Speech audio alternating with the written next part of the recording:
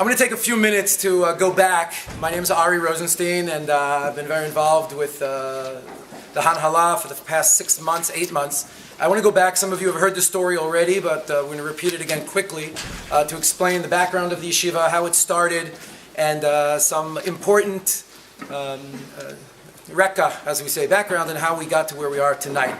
So, several months ago, Rav Malinowitz, Rav Chaim Zev Malinowitz Shlita, the Rav of Beis Tefillah, approached me with Simcha Sussman about an incredible school, a yeshiva in Monsey, New York, called Masifta Shari Arazim.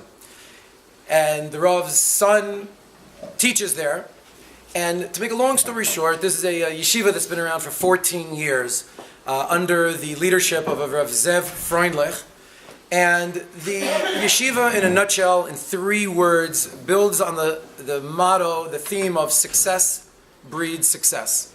So what success breeds success means is that to give a boy a feeling of confidence and a feeling of geschmack and a feeling that he can accomplish, that they enable the boys to be successful in many, many ways. And by enabling to be successful, they get a chiyus from their learning, they get a chiyus out of their life. And this is not a new idea. Rabbi Yisrael Salanter speaks about it, of Rav Freifeld and Shayashav spoke about it and built his yeshiva based on this. But it's something which is very, very fundamental to every human being, that to be matzliach in life, you have to feel good and you have to feel that you can accomplish your goals and reach your goals. The Simcha Sussman, Rav Simcha Sussman, who's the Menahel, went to Monsey to visit the yeshiva and spend several days there before the summer, back May and June. There was a core parent body that chipped in to send him there. And he came back very, very excited about what he found. And in the ensuing months, there was many, many conversations and a lot of discussion of how valuable this concept of chinuch and this concept of education is, in particularly in Ramat Beit Shemesh. In the unique environment that we live in, with the boys and the focus on limud Torah, but also a recognition of the worldliness and the understanding of boys to have interest in things that are, mukubal, accepted in our community, and having a parnasa and being able to continue in life. We felt that this shita of the school would be very, very appropriate to bring to Ramat Beit Shemesh. The ensuing months, last few weeks ago, we invited Rav Freundlich to come out. And we helped fly him out to Hanukkah, and he gave a very, very well-received lecture on this mahalech of chinuch. If you missed it, it's available. I'll send you the link afterwards. We could share it. It's going to be available on the website. But it's very kedai. In it, he basically put forth a fundamental concept of both chinuch as well as general education and growth in life in general. He quotes Rav Volbe. And Rav Volbe talks about the 2 concepts of binyan and tzmicha. He says in Shmoneh Esrei, Bonei Yerushalayim, the next bracha is Matzmiach Keren Yeshua. And he explains that binyan is the foundation. It is the rock-solid base on which we run our lives. It's the rules, it's the regulations, it's the discipline, it's the things that we must have in order to build and to grow. Without that, you have no basis to grow. But you can't just have binyan, because if you have binyan, you have rules and regulations, and you're in a box, and you're limited, and you're restricted. So you also have to have tzmicha. Tzmicha is growth. It could be organic growth, it could be natural growth, but it means the ability to grow and to experience and to change over time. Buildings don't change, but plants do. It says, but you can't only have tzmicha, because then you become wild, untamed growth. And the example he gave is a tomato bush. We've all seen untamed tzmicha is the tomato bush flies on the ground and it's stepped on and it doesn't have any structure. So you have to put it in a trellis and it grows with a certain amount, but if you keep it in a box, it'll die. So that's his concept of binyan and tzmicha, and that every child to really grow and to really thrive in life has to have the ability to both experience binyan and the ability to experience tzmicha. And that ultimately is going to be the concept and the foundation which is going to carry through the yeshiva, and that which Shari Arazim has had 14 years of a tremendous experience. And Amir Hashem tonight, we actually have a few alumni that are studying in Eretz Yisrael that are going to be here, that we're going to be able to speak to. So, we now come to Ramat Beit Shemesh, and Baruch Hashem, we've had incredible siyata d'shmaya over the last several months, putting together an incredible tzevet, And we're going to talk about the location of the school, putting together the curriculum of the school, talking to Rabbanim. So I'm going to briefly introduce the Tzevet, and then throughout the evening we're going to have a little bit more details. And then we had promised a particular special presentation by Avi Silverman from Nefesh B'Nefesh, who's going to be speaking about the concept of the educational possibilities and opportunities for Yeshiva Ketana and Yeshiva Gedola Bachrim as they go on in life if they haven't done a traditional Bagrut program. So I'm just going to quickly introduce the Rabbanim right now.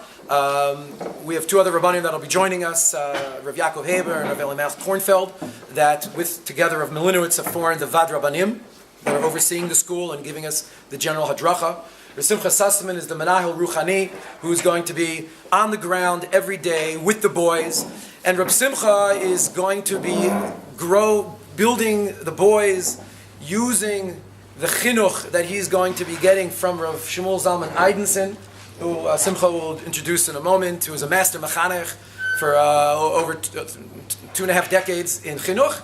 And at the same time, he's getting his binyan, the chinuch, and the on-the-ground hadracha from Rav Eidenson, is going to be working very closely with Rav Freundlich in the tzmicha. The programs, the electives we'll be talking about. Rav Freundlich is extremely excited. He said this is like the 4th school concept that's being developed in this concept. And he'll be working with Simcha directly in developing the curriculum and helping train the teachers and to oversee the overall direction and success of the school. So Eidenson, I introduced already. Amit Fix. Amit Fix is the Menahel Administrivi.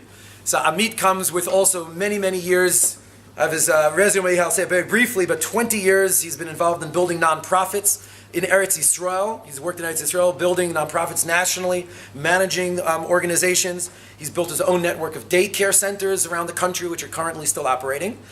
He was the natural director of Kupat Cholim Leumit that brought him in to create an Anglo department in order to help ease the administration and the operation of Leumit, specifically for the Anglos.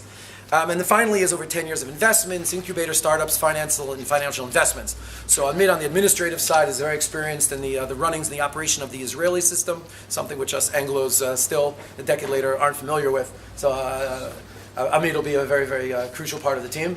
And last, but by far the least, is Rav Rafi Brody, who is the Kita Tet, the Shir Aleph Rebbe. And I'm going to leave that introduction for Simcha in a few minutes. This 2 weeks ago, Parsha, we spoke about Yehuda, when Yaakov and the Shvatim were coming down to Mitzrayim. The pasuk says that Yaakov sent Yehuda ahead to Goshen, to Yosef, to really map out a yeshiva, as we know. For me, standing here 4.5 years after coming to Eretz Yisrael, and trying to think back and imagining if this was the ultimate reason why my family and I decided to come to Eretz Yisrael, it's very powerful. It shows the Hashgacha HaKadosh Baruch Hu. To be able to have the opportunity together with such chashuva people to try to build a yeshiva Ketana, that's really going to help so many. Mirza Hashem, we believe this very much. Everyone we've spoken to over the past 6 months, there has not been, and we've spoken to hundreds of people, literally, there has not been one person that has said to us, that's a nice idea.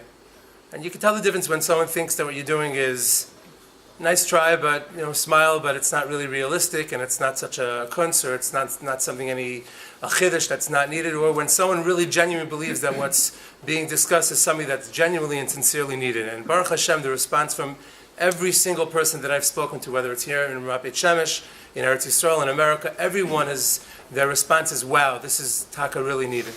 And it gives a lot of chizuk to us to know that that's where we're headed, and HaKadosh Baruch Hu should give us a siyata d'shmaya to be successful. We'd like the yeshiva to be a warm and secure environment. I think that if I had to ask myself what my ultimate role as Menahel Chinuchi is going to be, it's really this nekuda of facilitating that the yeshiva, the environment of the yeshiva is warm and secure. In a certain sense, being a climate control, to make sure that the avirah the yeshiva has the proper mix of this idea of tzmicha and this idea of binyan, where a Talmud feels secure and comfortable to be able to express himself and to be able to try to develop into an Eved Hashem, into a Ben Torah.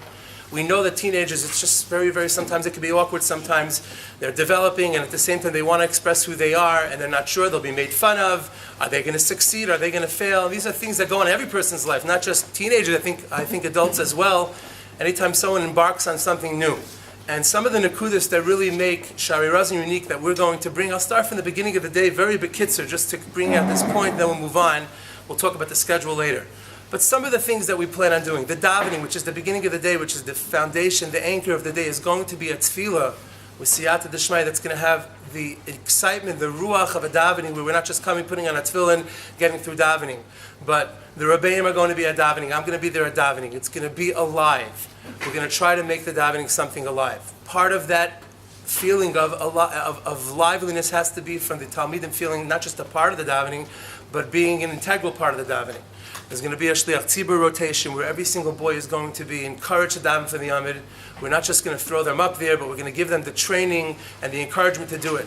Rav Fernach told me there's a few stories, but one story, there was one time where a boy went up to daven and he left something out that made lahalach. He had to go back to the beginning of Chazaras Hashatz, and he said it took an extra 5-6 minutes, and not one boy turned to his friend, snickered, or made fun, or so on and so forth. That can go on any place where there's something like that, which is matriach tzibur. And I asked the boys when I went in May, I asked more than one, aren't you embarrassed to get up and down for the Yom? Aren't you worried someone's going to make fun of you? And he said, no. And they all gave the same answer. Why not? Because we're all doing this. There was the sense that we're all doing these ideas, these activities are all things that we're doing together. I'll get up today, he'll get up tomorrow. Why would he make fun of me when he knows that he's going to have to do the same thing as I am? And therefore it develops this avirah in the yeshiva where Talmidim are not afraid to try to express themselves. And the yeshiva encourages it through the davening for the Yamid, through the way the davening is going to go. At the end of davening, every single boy, public speaking, which we'll talk about later, public speaking is going to be something where, again, to bring out the confidence each boy, we're going to give them the training to talk about that. But a boy's going to get up and speak for 5 minutes after davening a dvar halacha on a rotation basis. I'm going to be giving a shmooze every single morning, not just a shmooze, something that's going to be based on inyana d'yoyma, to give them hadracha for the day, chizuk for the day, something that's going on.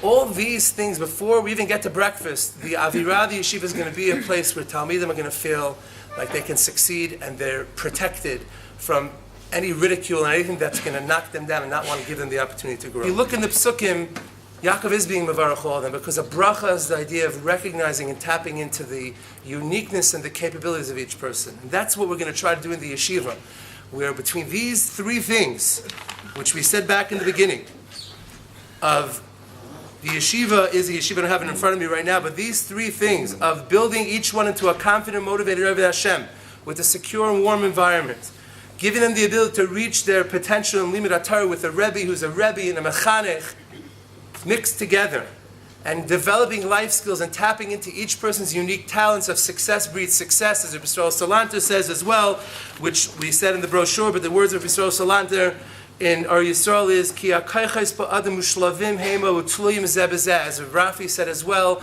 everyone's kaychas are intertwined, and when a person is successful in one area in life, that cascades its way and triggers growth in other areas. And that's what we're going to try to do as a wholesome yeshiva, to try to bring all these things together into a solid geshmaka yeshiva ktana where limud Torah is going on a strong, intense level. But mitzad sheni, recognizing the talents of each individual Talmud, making them feel secure with the kesher, with their Rebbe, with their Menahel, with each other, and through that to really be able to build a tremendous growth. Now, just